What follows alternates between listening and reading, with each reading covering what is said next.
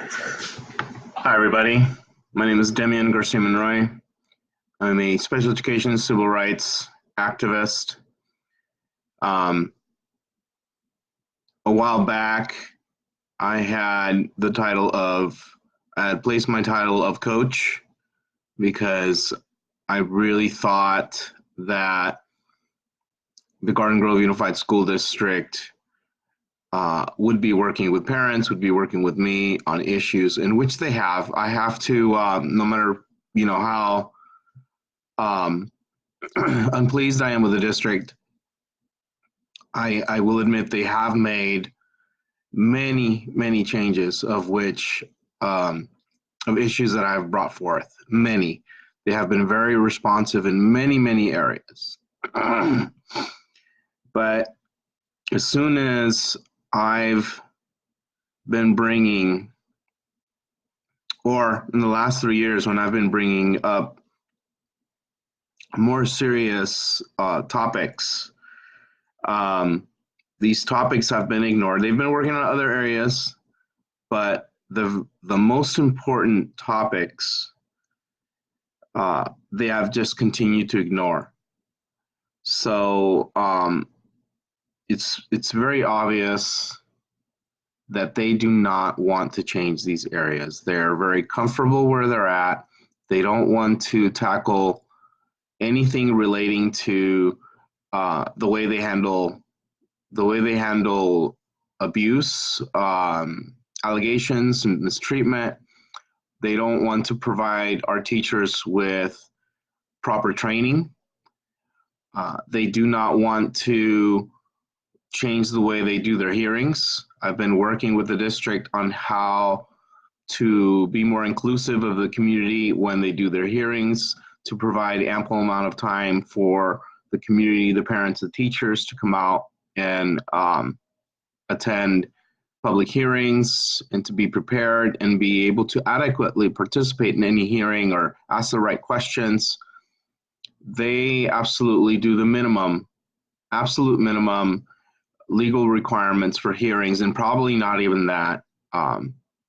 And I will go further into detail on a video regarding to transparency with the district, but that's been a very big problem in terms of how they do special education and the hearings and the budget study, or the lack of a budget study session. They don't inform the public, the parents, the teachers.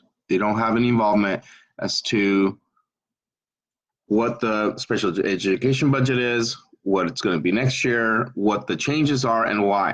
They don't go over these program changes because they know people are not going to like what they see. And they're doing this, and there's a lot of areas that, sorry, I'm kind of sick.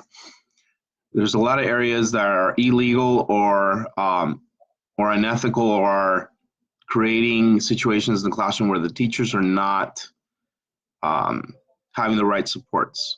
Some of these program changes would be better if, for example, if they would change one area because they have a certain amount of people from the community that they can hire, and so they could have enough IBI support in those classrooms.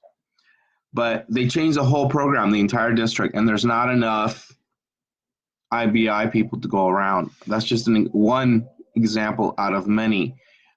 So there just isn't the right supports in these classrooms. And so obviously they end up suspending students and doing all sorts of stuff. So this video, though, is not to talk about the corruption, the different areas that I've brought up. I brought those up in the past, and I'll go into further detail in the future.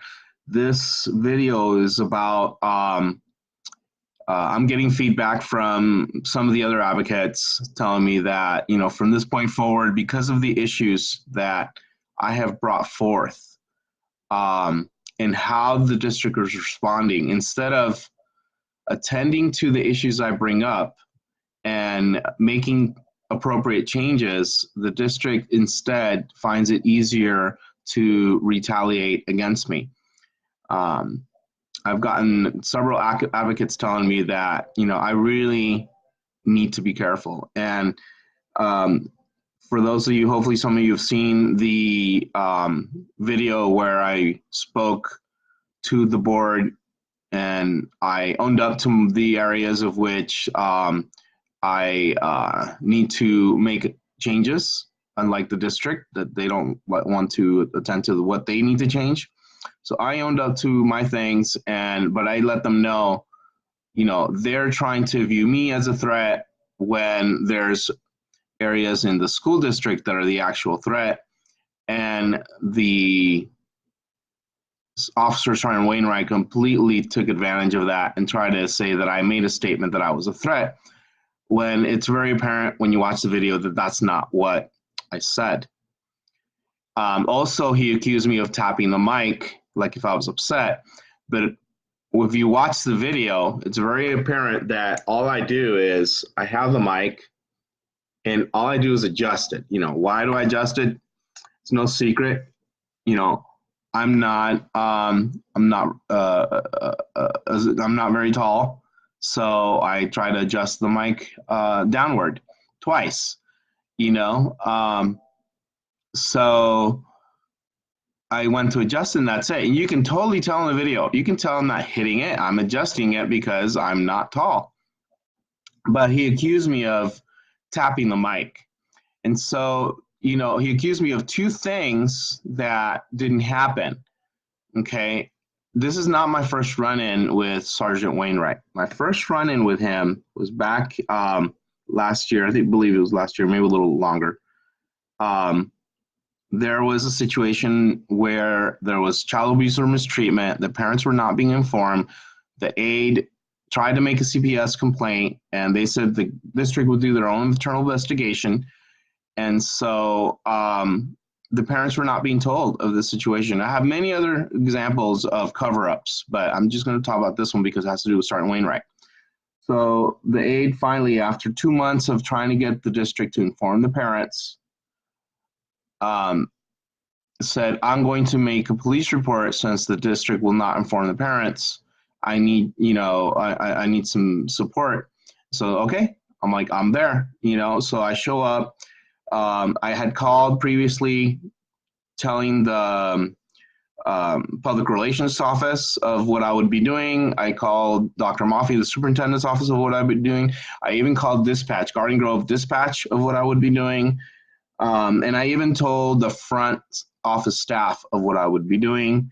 And I told them my rules, basically that I was there to potentially run a story on the situation, and obviously to put pressure on the district to inform the parents, that I would be on public property. Public, the sidewalk or whatever. I wouldn't enter while filming. I would not enter any area that's not public, that I would not film parents or students, even though the police are saying that I don't have a right to do it.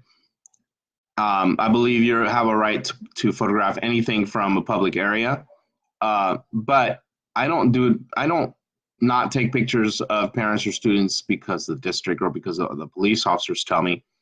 I do it because I respect our parents. Unlike the district that chooses when they want to respect parents and when not to, I choose to respect them. So I don't, whenever I have to run a store or anything, I don't take video of parents or students. And I told the police department, hey, this is what I'm doing. Potentially running a story. If the police show up, I won't give them any problem. I'll give them my ID, even though technically I don't have to give them my ID if I'm not breaking the law, but I will because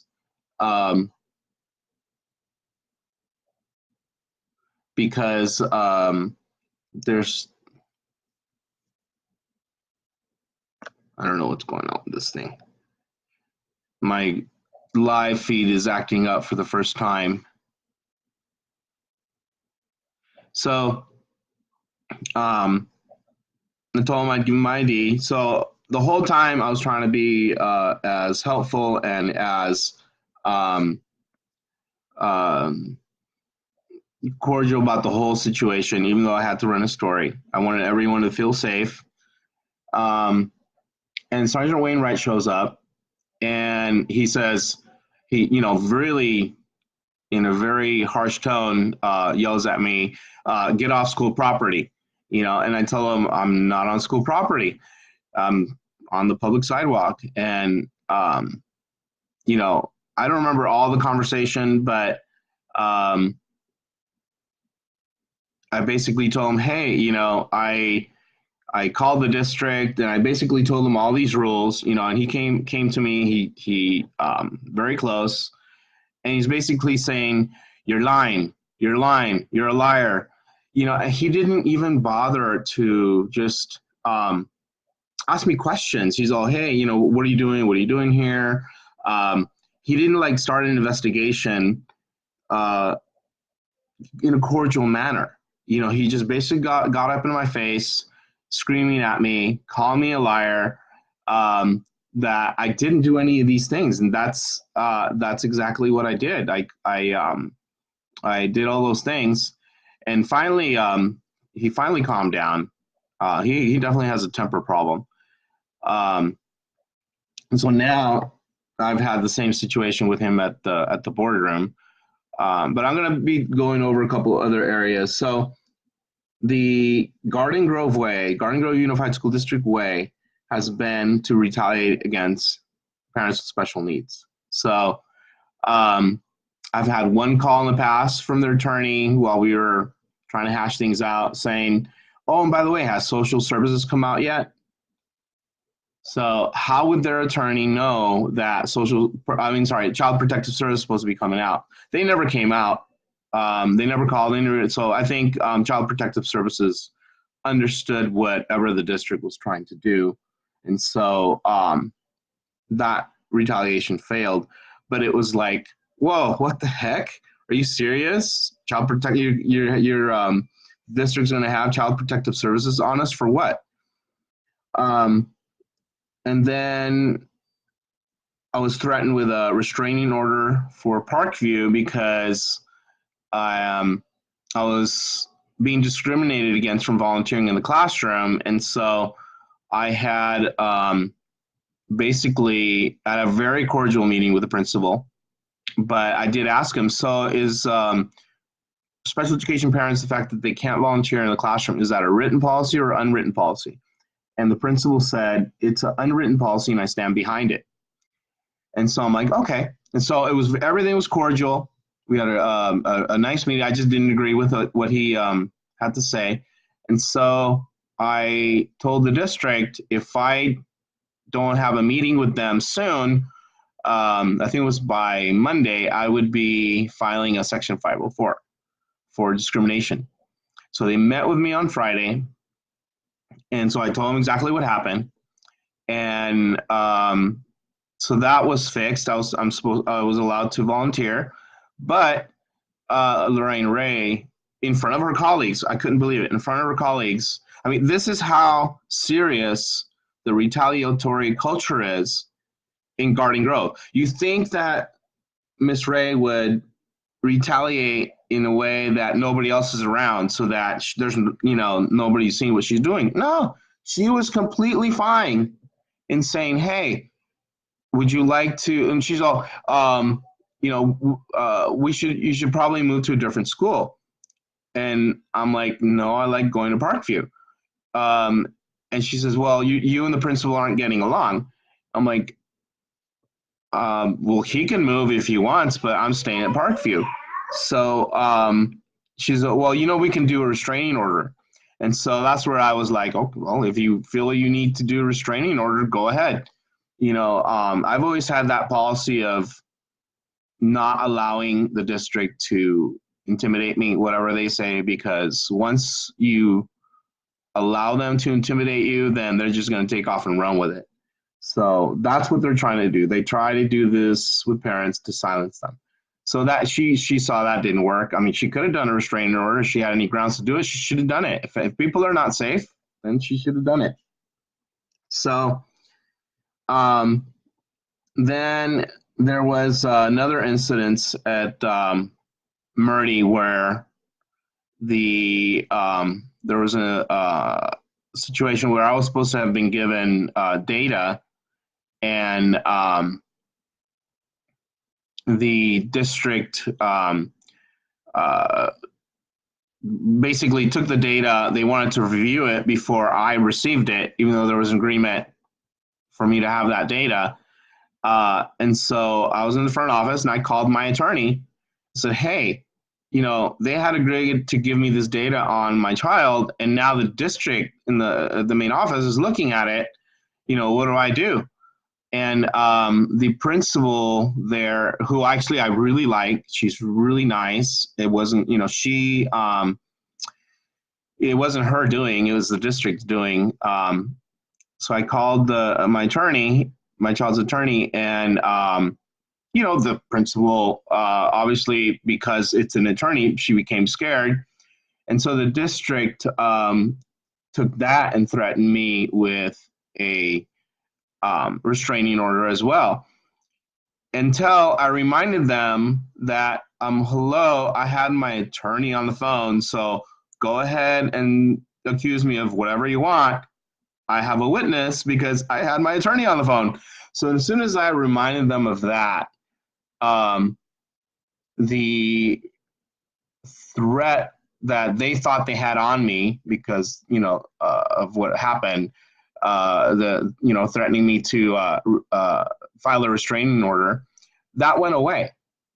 Okay, that went away like that. As soon as I reminded them that I have a witness, I have, and I had another parent too. Actually, no, another member from Blue Light. So as soon as I reminded them that I had witnesses, the threat went away. They couldn't. They couldn't. They knew they couldn't do a restraining order on me because they had no grounds and I had witnesses. So luckily, over at Mark Twain, I'm guessing that the parent was informed because we didn't have to run a story, and that was that. And then there was another incident at Mark Twain where I packed a room for the CAC, and it was supposed to have been elections that day, and I was hoping to get on that board, and I also had some grievances, and so we packed that room of parents. I mean, we had to get chairs from both sides, and so instead of having elections, the person was late like 30 minutes. There were no other officers showed up, and what I'm thinking is the reason why she was late is because they changed the agenda so that elections did not happen or appointments. And when one of the administrators was there, she didn't like what she saw. She didn't like the fact that I packed that room, and so she went to talk to me, and so I went to talk to her because she signaled me. And so as soon as I went out, luckily my wife followed because she needed the keys to the car. The administrator goes like this immediately. He goes, stop. And I mean, I had just gone out the room. She's all, as soon as I came out the room, she goes, stop. What are you doing? Why are you acting so aggressive? And so I told her, like, okay, so, I can only be as collaborative as they allow me to be. I didn't know. I was so shocked. I didn't know how to respond any other way. And so I told her I can only be as collaborative as she wants me to be. And she's, oh, so now you're blackmailing me. And so I was like, oh my gosh. So from that point, I just went inside. Luckily, one of our trustees, Terry, was there, and I explained to her what was happened. Luckily, I had a witness. And I chose not to do a formal complaint for two reasons. At that point, I thought that at that point, I was still trusting the district to change. I thought there was still a lot of hope that they really wanted to work with me. But then I noticed when I was doing the formal complaint, I knew that there's an actual formal complaint like form and so forth. And they were trying to get everything done like by verbal interviews and so forth. So I realized that it's not that way. I realized what they were trying to do is appease me and not have anything documented, not have an actual formal complaint. And so I'm like, you know, it doesn't matter. Even if I do a formal complaint, it's not going to go anywhere. And I think maybe it's going to be better to just give this person a second chance, because at least now there's a history where they tried to retaliate against me and it didn't work. So now maybe they won't do it anymore. So to me, I felt safer because if they just got another new administrator, they'd try the same thing all over again, and they'd have to, hopefully it wouldn't work, and realize the same thing. And I didn't want to have to do that. So I'm like, so we had a long talk. She apologized several times. And we've had a pretty good working relationship since then, except until now. So now, some of the things that I've talked to her about, she has joined on this bandwagon to take out of context. And one of them is I explained to her that if principals and program supervisors refuse to learn from their mistakes and not do the right thing, if they refuse or if they continue bullying, intimidating, retaliating against parents, or willfully violating our parent rights, especially at the IEP, and so forth, not abiding by best practices that we're supposed to be implementing at the district, that I would target the schools around the program supervisors areas or the principals. And I explained to her what that means is that I would walk the neighborhoods and figure out who all these parents are, find all the other parents that are being bullied, intimidated, retaliated against, or the parents that are being violated consistently at the IEP, like the parent concerns are consistently tabled and not heard. And so I explained to her what that was, and she put that on the letter I put on the district targeting of schools, even though she knew darn well what that means. And I'm definitely disappointed. Hoping that she will understand that that was wrong, and that we'll still be able to work together. But at this point, everything I do is going to be public. So when people don't want to work and do the right thing, then it's going to be public. So I'm not too worried about that. So hi, Sammy, sweetheart. So the district is basically doing everything in their power now to paint me as a threat, even though I've always been very clear of my intentions. I've always, anytime if I've had to do video or if I had to do this, I've always called everybody to make sure they understand what I was doing. I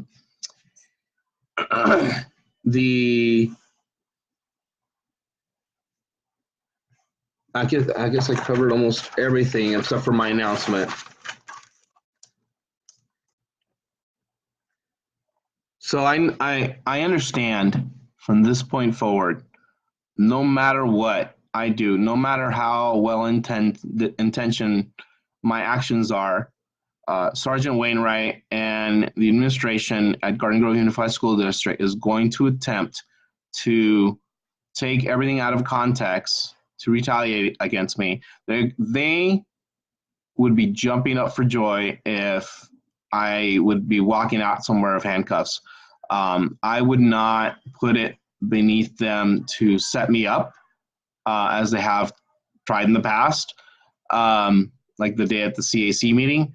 So I've been thinking, well, what can I do? What is it that I can do to really bring to light all the stuff that's not going to be taken out of context? And so here's where my announcement comes.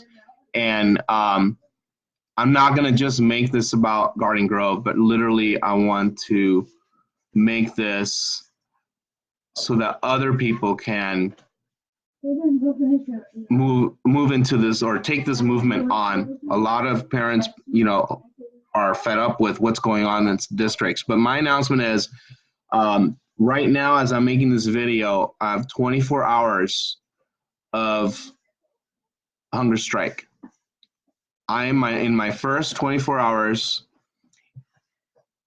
I do not think that Garden Grove Unified School District or Sergeant Wainwright is going to be able to take that out of context. This is the only thing I can think of. What could I do to really show my intent and my resolve to tackle these very serious issues at the district, and for the district not to be able to take my actions out of context? So I will be documenting shortly my weight after my first 24 hours of a hunger strike. I will go see my doctor as well. This is a very scary time for me because, you know, I don't know how my health is going to take this, but my goal are two things. My goal is I'm hoping nationally parents start a movement. You know, I've said it earlier, you know, in 1955, Rosa Parks refused to give up her seat. Okay. And today we applaud her for that. But our parents are being expected nationwide, and definitely at Garden Grove Unified School District, with their tactics of not listening to our parent concerns. We are being expected to give up our seat, okay, at the IEP table. They are not listening to our parent concerns. They are intimidating, retaliating, bullying parents to advocate for our kids. They are covering up child abuse, mistreatment. They're doing a whole bunch of stuff that they don't have to be doing against our children and against our parents, okay? And so I'm going to call attention upon to these issues with a hunger strike. So I challenge Sergeant Wainwright and the district to somehow take that out of context. I also ask everybody, and I think everybody here that's logging on right now for watching, to please share my videos, share them with other organizations, share them, comment on them. We need to create a movement. You know, enough is enough. This is a civil rights issue, and there are constant violations of our children with special needs, constant violation of parental rights, and there's no uproar. You know, if there are violations for other things, you see it. There's manifestations out in the street. I'm not saying for us to do that. I would never do that, but there's an uproar when the rights of other groups are violated. But nobody is violated to the extent, not even nearly, not even close. Nobody's violated to the extent repeatedly and consistently and willfully as our children with special needs and probably adults with special needs. We need to put attention onto this matter, and we need to make sure that no longer, 2019, we cannot be giving up our seat at the IEP table. So thank you very much, everybody, for logging on. I guess it's time for me to go away myself. Good day, everybody.